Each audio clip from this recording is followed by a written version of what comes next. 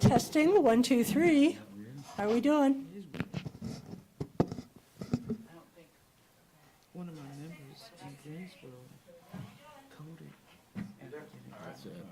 The lady, but it was that one. We were laughing, my daughter's laughing. She said, well, and they said, All right, so are we I guess so. I don't know. online?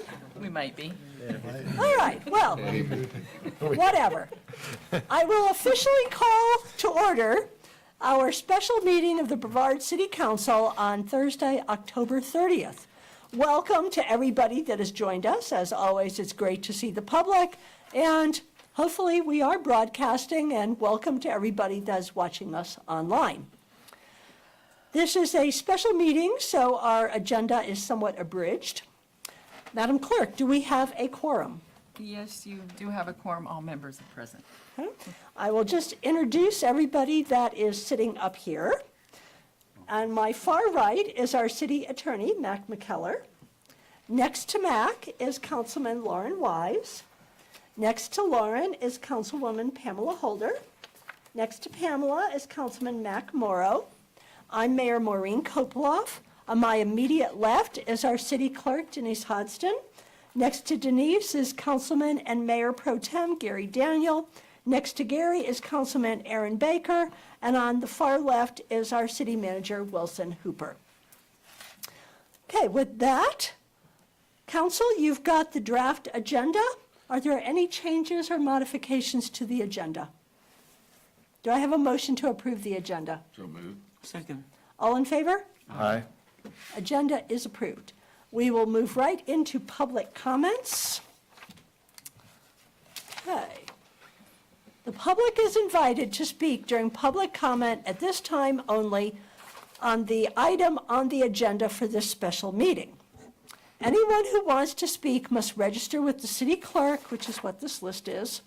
When it is your turn, step to the podium in front of City Council, state your name and address clearly, limit comments to 3 minutes or less, and avoid repetition. Direct comments to the full council, not to an individual council member or to staff. And I will give you a warning when you have 30 seconds left. Okay, I will call people up in the order which you signed. Our first speaker is Ann Hollingsworth.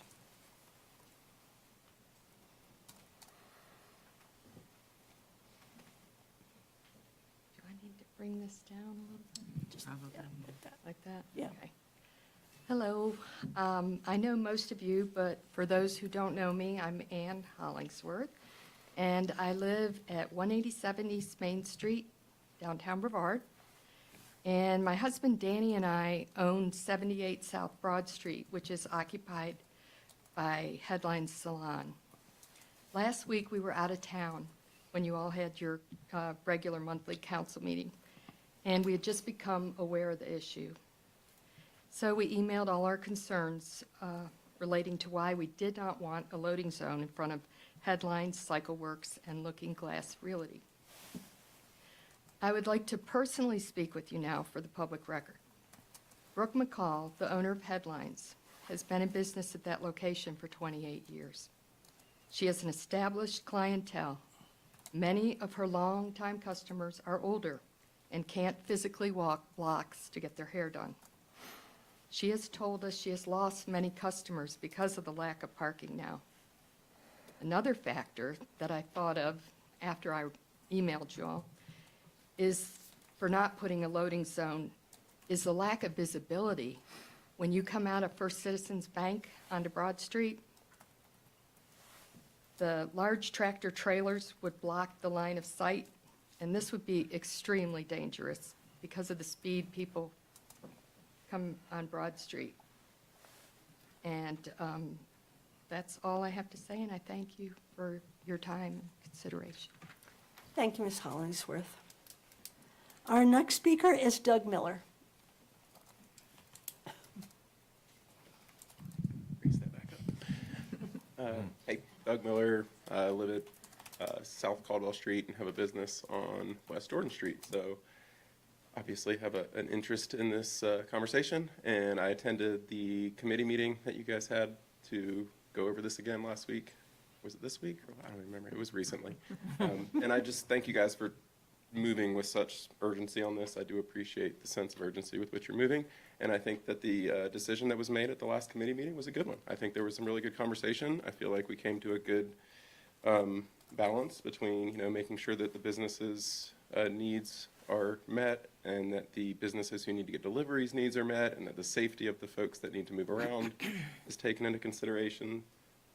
We're not blocking any fire hydrants with this decision, so I know that was a concern from the city. But I think there was good conversation. I feel like ultimately that was a good decision, so I'm here to say I support it. I think that's the right move at this point, to go ahead and put the loading zones in the places that were recommended by the committee. Thanks. Thank you, Mr. Miller. Our next speaker is Melissa Driver. Good evening. I know several of you, but for those of you who do not know me, my name is Melissa Driver. I live at 370 Maple Street here downtown, and my husband, Joe Driver, and I own Cycle Works, which we recently opened back in July and are leasing from Paul Willander. He owns the remainder of the building as well, and I work for him as an agent, so I use the building for multiple purposes. And I appreciate that you all sent this item back to a special committee, so I want to thank you for that, because that gave us the time to understand more about what was being proposed and also discuss with that committee what we had hoped for as we all plan this downtown master plan together that's beneficial for all of the businesses, not just individual businesses.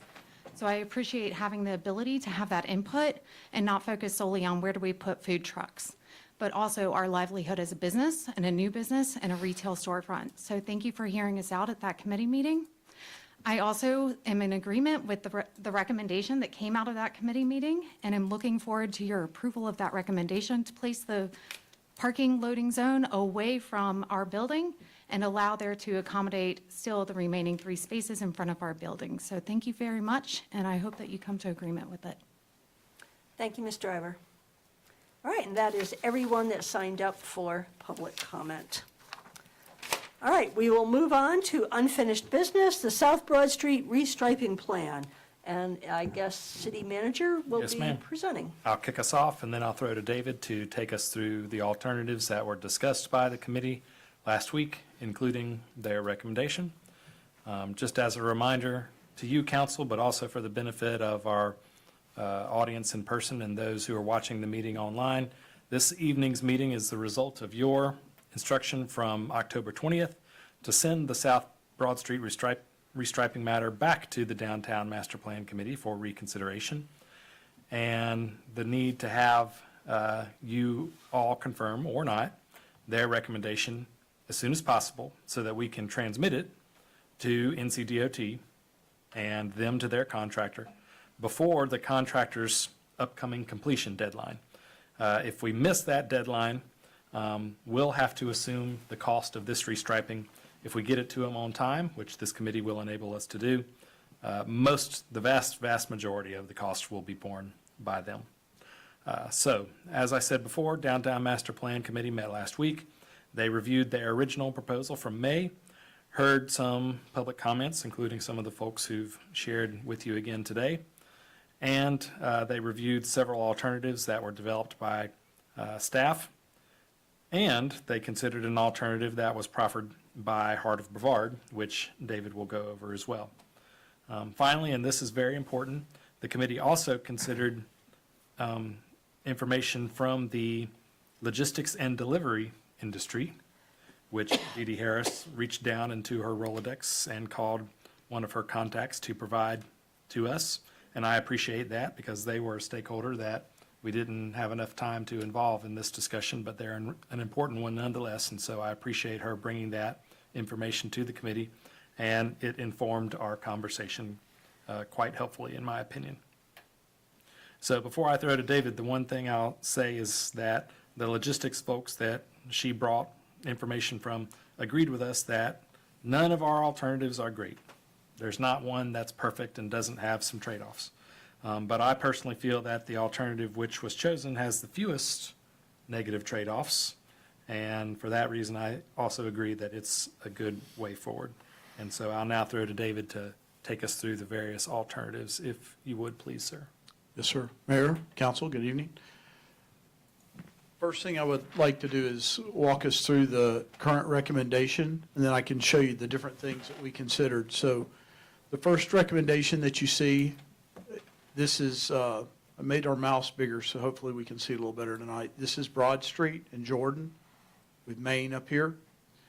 What this proposal does, or this option does, is it takes the current ADA space that is somewhere in this general vicinity, and it moves it to the end, and it creates a 69-foot loading zone that is contiguous, whereas before it was broken into 2 spaces, and it adds 1 additional 22-foot parking space. So that is option 1 of what we are asking you to approve tonight and what was approved and recommended by the Downtown Master Plan Committee.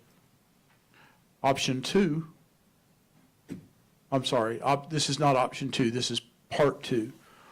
Part 2 would paint the parking spaces, let me orient us again, this is Jordan Street and Broad Street. Part 2 would paint the parking spaces in front of Looking Glass Realty, the salon, the bike shop that we're speaking about tonight, back as they are currently painted. It would move the loading zone across the street in front of Eldridge Motors. This would be a 40-foot loading zone. This would accommodate a box truck, UPS truck, FedEx truck, those type of vehicles. I do want to go back for just a moment to the first recommendation. The 69-foot loading zone should accommodate one of the, I'm going to refer to them as the U.S. Foods trucks. That's the kind of mini tractor trailer looking trucks that we see around town. Those trucks are approximately 50 feet long with a 14-foot loading ramp out of the back, and then with another 5 feet for working space to get in and out of the ramp and then onto the crosswalk. So we feel this would easily handle the largest of the U.S. Foods trucks. It would not handle, excuse me, it would not handle a full-size, 53-foot tractor trailer, but I've not seen one of those try to unload in Brevard since I've been here. So that's 2 recommendations that are in front of you. What I'd like to do next is just quickly run through several other considerations that we looked at.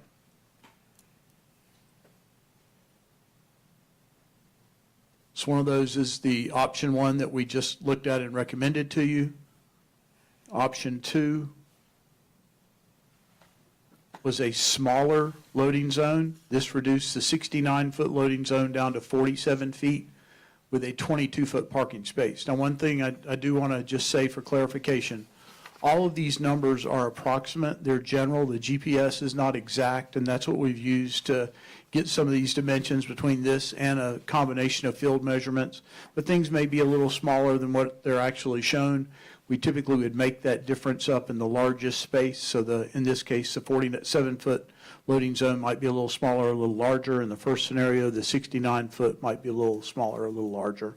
In this particular scenario, you add a second parking space, but the downside is this is no longer large enough to accommodate one of the, I'll call it mini tractor trailers, the U.S. Food Service type tractor trailer. The next option we looked at is what we originally had been proposed from the Downtown Master Plan Committee, which was to leave the striping in front of Looking Glass Realty blank and allow us to place temporary paint to decide which parking scenario or loading zone might work the best. Let me just go back to that for a second. The con to this would be at some point we would be responsible for painting that parking in and the thermoplastic, as well as whatever traffic control had to happen. So it would not be a huge expense, but it's definitely an expense that the city would have to take on. Option 4, we looked at converting the entire area in front of Looking Glass Realty, again, the bike shop, the salon, into an 82-foot approximate loading zone. This would be more than suitable for the mini tractor trailer, and it would move the ADA space that's currently in front of Looking Glass Realty across the street and would add a ramp with that parking space. It's very likely that currently 2 parking spaces here, that may result in the loss of a parking space an extra parking space. If we do that, we really need to just get out there and place it, make sure we have adequate sight lines in and out of the driveways on both sides of Looking Glass Motors. You can see there's a driveway on each end. So in this scenario, if we assume that we maintain the parking space, the 2 parking spaces here in front of Eldridge Motors, there would be a loss of the 3 parking spaces on this side of the road in front of Looking Glass Realty.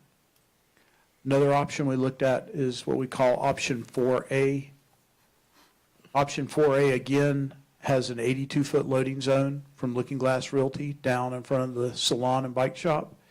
It leaves the spaces in front of Eldridge Motors alone, but it converts the last space on Jordan Street into an ADA space. This space, in my opinion, is very well suited for an ADA space because it's very flat, very centrally located, has easy access to the crosswalk. But it is, however, a lot further distance from the headline salon, which the current space is, we believe that's probably the primary user. The next scenario we looked at, we'll call it option 5. Option 5 converts the spaces in front of Looking Glass Realty to a smaller loading zone, a 60-foot loading zone, which would allow us to maintain 1 parking space, and it moves the ADA space across the street. The downside to this scenario is the mini tractor trailer is 64 feet from the front of the truck to the end of the loading ramp, plus the workspace. So the 69-foot would push the driver of that truck, and unless he pulled all the way up into this parking space, it would push his unloading activities into the intersection, probably blocking access to Jordan Street. It does maintain 1 additional parking space here, so you have a loss of 2 parking spaces with this particular scenario. Option 5A does the identical thing, but preserves the spaces in front of Eldridge Motors and moves the ADA space up at the end of Jordan Street. We do have concerns that, I'm going to go back an option. If the ADA space in any of these scenarios is placed on this other side of the road, we are potentially, this is kind of true in any case because we don't know where folks are going, but if it was someone that was a client of the hair salon, they are going to have to cross the road and back up. The majority, it's hard to say majority of the businesses are on the other side of Broad, but in this particular area, there are probably more businesses on the other side of Broad. Option 6 that we looked at creates a 55-foot loading zone, moves the ADA space to the end of this range. The 55-foot loading zone, again, has the same issue of not being able to accommodate the mini tractor trailer, but it would easily accommodate 1 or 2 box trucks. It also puts the accessible parking space in an ideal location for folks at the salon, and it maintains it, if nothing else, on that side of the road.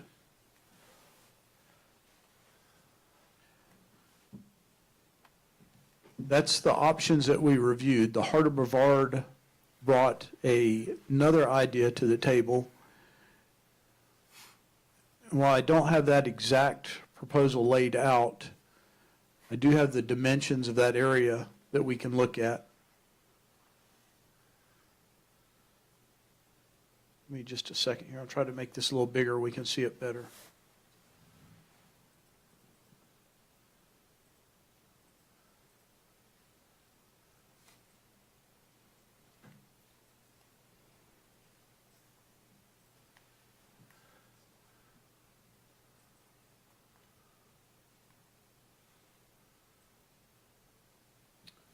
Okay, so in this particular scenario,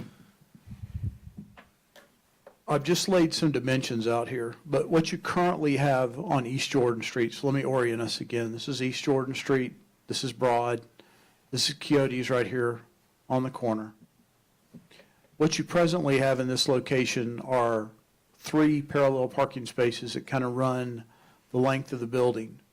They start down here where this driveway entrance goes in. They start 11 feet up from that, and you have 3 parking spaces that move up. 32-foot from the corner approximately, I just measured off the traffic signal pole, there is a fire department connection onto the building. There's also a fire alarm control panel access door into the building that we definitely would not want to block the fire department connection, but we also probably would not want to block the door as well. Here's a photo where you can see this is the fire department connection here. And I believe I've got another photo that shows the door.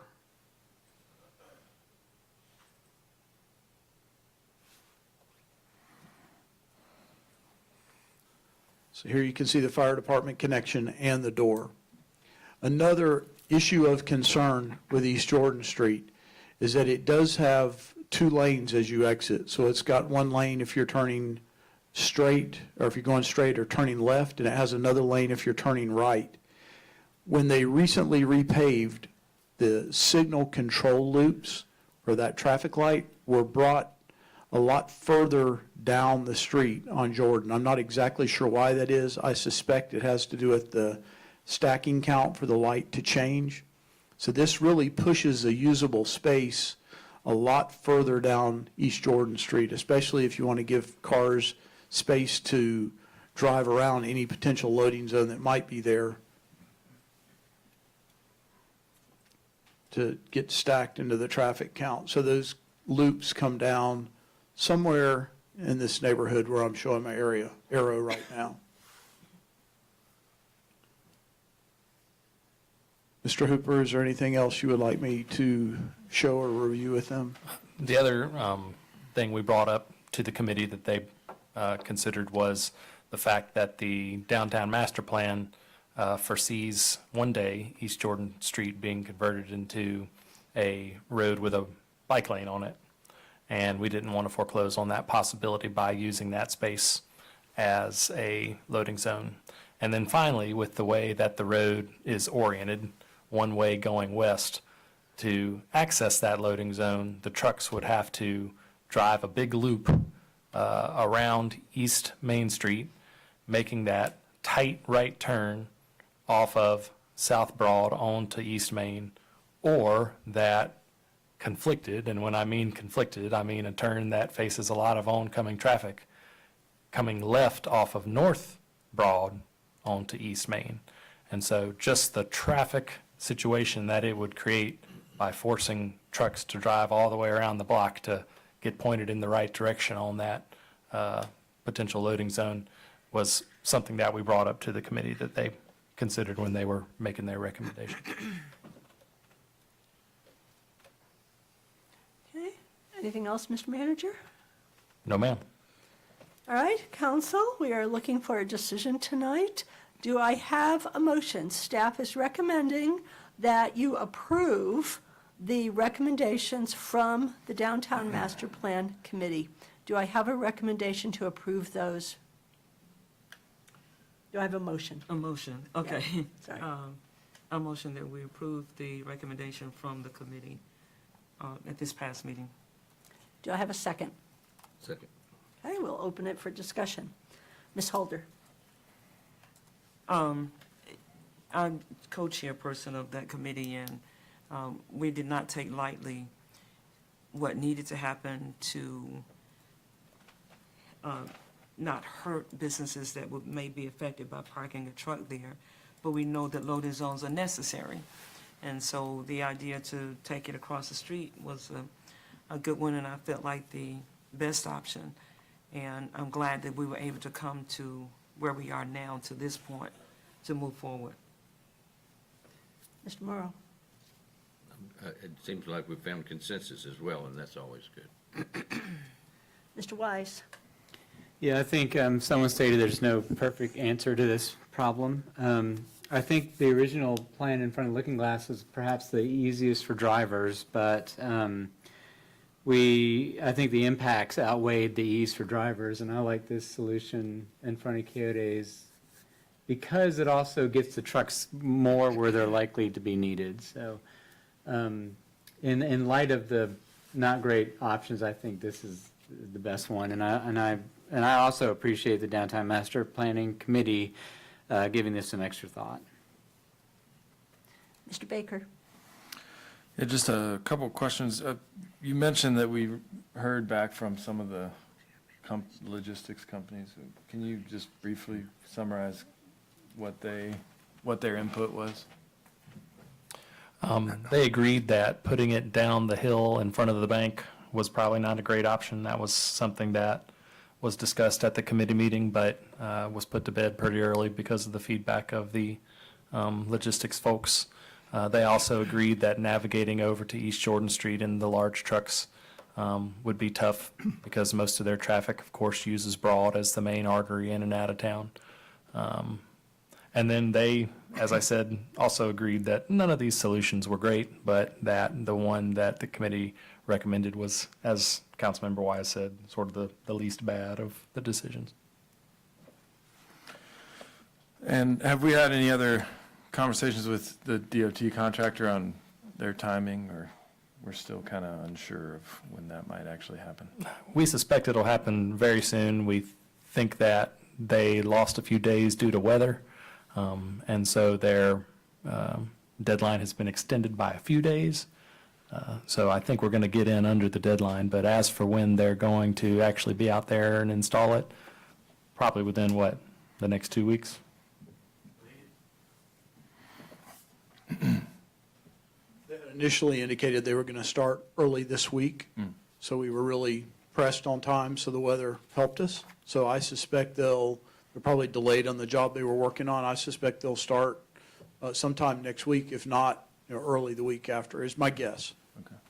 And of course, they've got the whole, footprint of the entire project to do, and so I don't know what order they're going to do it in, but they might not get to this part for a while because they got to go from the college all the way to the Sunset Motel. Yeah.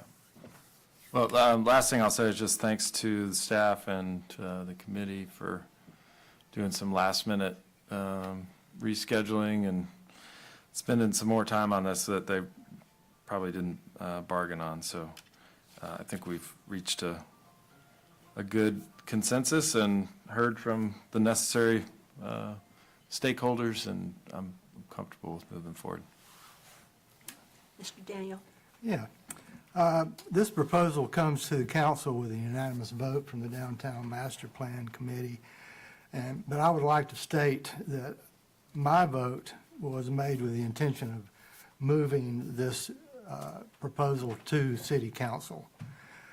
And I would also like to remind the council that the Downtown Master Plan Committee was formed to advise us on the implementation of the Downtown Master Plan, an issue that is politically fraught as downtown parking should ultimately be the sole responsibility of this council. And indeed, that's what this vote tonight will do.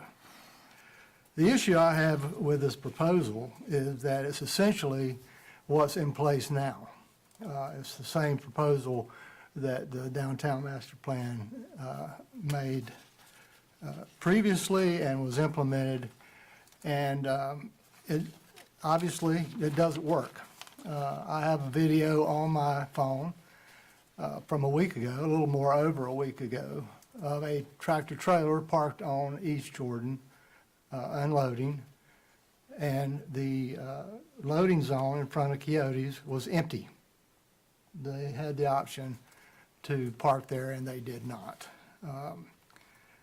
And I realize that where to place these loading zones is a difficult decision, but staff's proposal, original proposal, which I believe is the most practical location, has caused great concern with the merchants affected by that location. And although I understand why these folks feel as they do, I truly believe that their concerns are largely misplaced.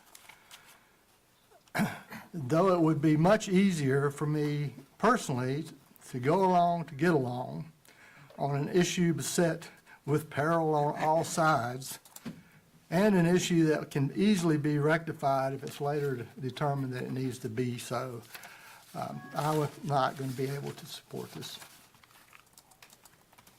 All right. All right, is there any further discussion?